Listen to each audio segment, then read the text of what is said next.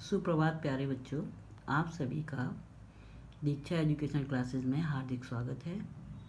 आज मैं आपको हिंदी व्याकरण में शब्द विचार क्या है ये समझाऊंगी कि शब्द विचार क्या है। शब्द क्या है? वर्णों का स्वतंत्र व सार्थक समूह शब्द कहलाता है।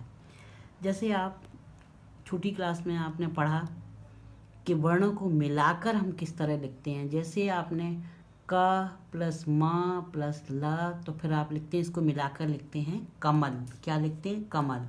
ऐसे ही आप देखिए यहाँ पे लिखा हुआ है गुलाब, तो इसको भी हम अलग अलग करके लिखा हुआ है और फिर इसको मिलाकर लिखा गया है। एक या अधिक वर्णों से बना स्वतंत्र व सार्थक समूह हमारा क्या कहलाता है? शब्द कहलाता है। क्या कहलाता है? शब्द कहलाता है। शब्दों का वर्गीकरण किस तरह से है? इसमें शब्दों को सबसे पहले है हमारा रचना के आधार पर, उत्पत्ति के आधार पर, अर्थ के आधार पर और व्याकरणिक प्रकार के आधार पर। सबसे पहले हम रचना के आधार पर हमारे जो शब्द आते हैं वो हैं रूढ़ अथवा मूल शब्द, यौगिक शब्द और योग रूढ़ शब्द। तो रूढ़ शब्द क्या होते हैं? जो शब्द किसी के विशेष अर्थ के लिए रूढ़ या प्रसिद्ध होते हैं वे क्या कहलाते हैं? उनके वो मूल शब्द रूढ़ शब्द, जिसके खंड किए जाने पर उनका कोई अर्थ नहीं निकलता है, उन्हें हम क्या कहते हैं? रूढ़ शब्द कहते हैं। जैसे आपने देखा किताब, घर, शहर, पानी, हाथ आदि। क्यों? इनके हमें अलग करने पर इनका कोई भी अर्थ अलग नहीं निकल रहा है। अब आता है यौगिक शब्द। वो क्या होता है? दो या दो से अधिक शब्दों को मिलाकर बनाने वाले सार्थक शब्द यौगिक कहलाते हैं, जिनका कुछ अर्थ होता है। जैसे आपने देखा राष्ट्रपति, राष्ट्र प्लस पति, प्रधानमंत्री, रसोई, घर। तो ये क्या है? दो शब्दों से मिलकर ये बने यहाँ पर। अब आते हैं हमारा योग रूढ़। जो शब्द यौगिक होते हैं वे भी किसी विशेष अर्थ के लिए रूढ़ हो जाते हैं, वे योग रूढ़ कहलाते हैं। इन शब्दों में से एक से अधिक अर्थ होते हैं, परंतु वे किसी एक विशेष अर्थ के लिए प्रसिद्ध नहीं होते हैं। जैसे आपने देखा निशाचर, निशा प्लस चर यानी रात में घूमने वाला। रात के समय अनेक पक्षी व पशु आदि घूमते हैं, परंतु यह शब्द राक्षस के लिए यहाँ पर प्रयोग हुआ है। अब आता है हमारा यहाँ पर देखिए आप नीलकंठ, ये भी एक विशेष हो गया। नीलकंठ, इसका गला कैसा है? नीला, तो वो कौन कहलाएगा? हमारा शिव। तो यहाँ पर ये विशेष हो गए। अब आता है हमारा स्रोत के आधार पर। स्रोत के आधार पर हमारे तत्सम, तद्भव, देशज, विदेशी, सकर शब्द आते हैं। इसमें आपका स्रोत में हिंदी भाषा के शब्दों में स्रोत अथवा उत्पत्ति के माध्यम से अनेक भाषाएं रही हैं, जैसे संस्कृत, उर्दू, अरबी, फारसी, पुर्तगाली, ये सभी भाषाएं रही हैं इसमें। अब आप देखिए इसमें सबसे पहले हमारा तत्सम आता है।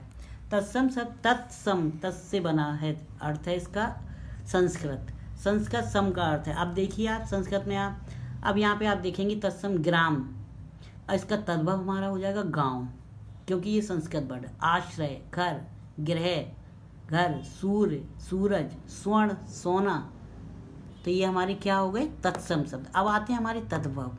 तद्भव शब्द हैं ऐसे शब्द जो मूल रूप से संस्कृत शब्द हैं, परंतु हिंदी में इनका प्रयोग किया जाता है, इसलिए इनका रूप बदल जाता है।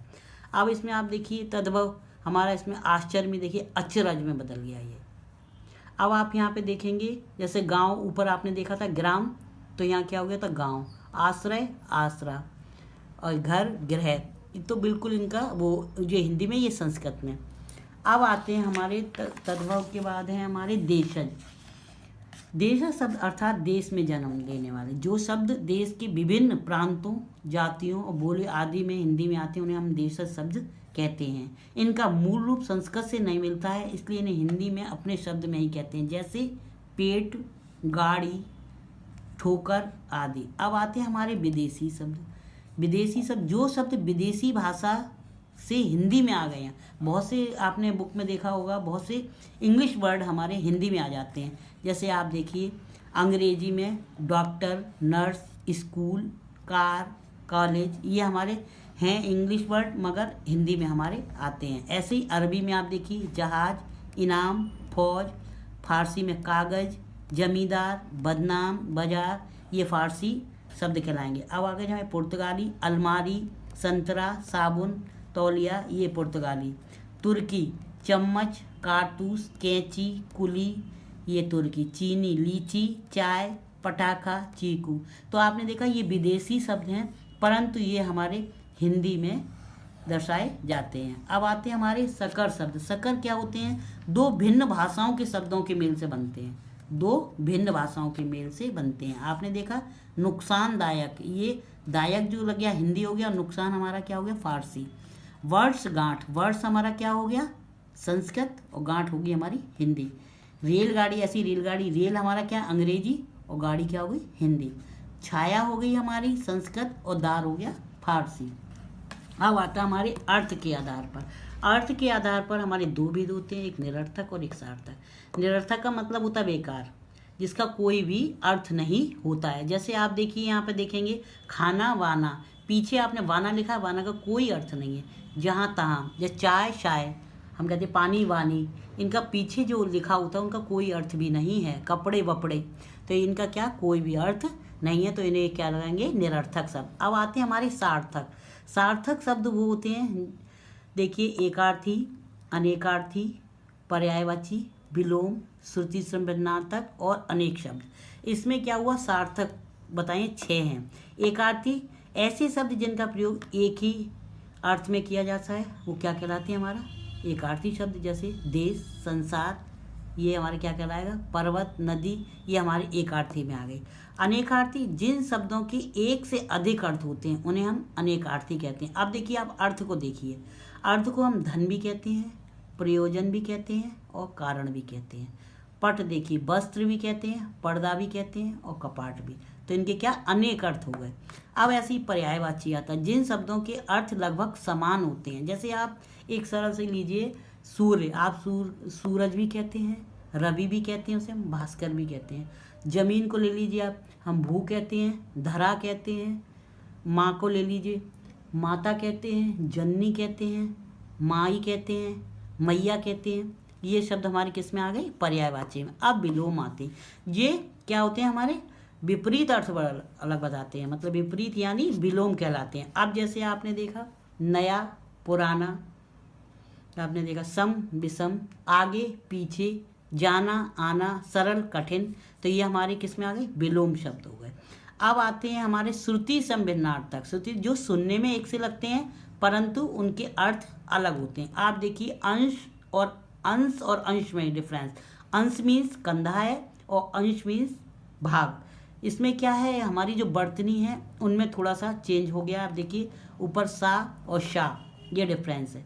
अब आप देखिए यहाँ पे मात्र और मात्र, यहाँ त्रा है या नीचे जुड़ा हुआ है, तो ये मात्र हमारे ये हुआ माता और मात्र के, ये सुनने में एक से लग रहे हैं परंतु इनके अर्थ अलग हैं। जिन शब्दों का प्रयोग वाक्यांश अथवा अनेक शब्दों के स्थान पर किया जाता है वो वाक्यांश के लिए एक शब्द कहलाते हैं, अनेक शब्द। अब जैसे आपने देखा जिसके माता पिता नहीं होंगे तो वो कौन होगा अनाथ हैं, और जिसका अंत ना हो वो अनंत, जो छुपाने योग्य हो गोपनीय। तो ये क्या हमारा कह रहा है अनेक शब्दों के लिए, मतलब अनेक शब्द हुआ और उनके लिए एक शब्द बना। अब आया हमारा व्याकरणिक। इनके भी दो भेद हैं, एक विकारी और अविकारी। विकारी में हमारे आते हैं संज्ञा, सर्वनाम, विशेषण, क्रिया, ये शब्द आएंगे। और वहीं हमारे अविकारी में क्रिया विशेषण, संबंध बोधक, समुच्चय बोधक और विस्मयादि बोधक, निपात आदि आएंगे। अब आपने इसमें देखा संज्ञा में आपने बता दिया, हमने संज्ञा शब्द आएंगे जैसे कि आपने यहाँ पे देखा संज्ञा, सर्वनाम और विशेषण।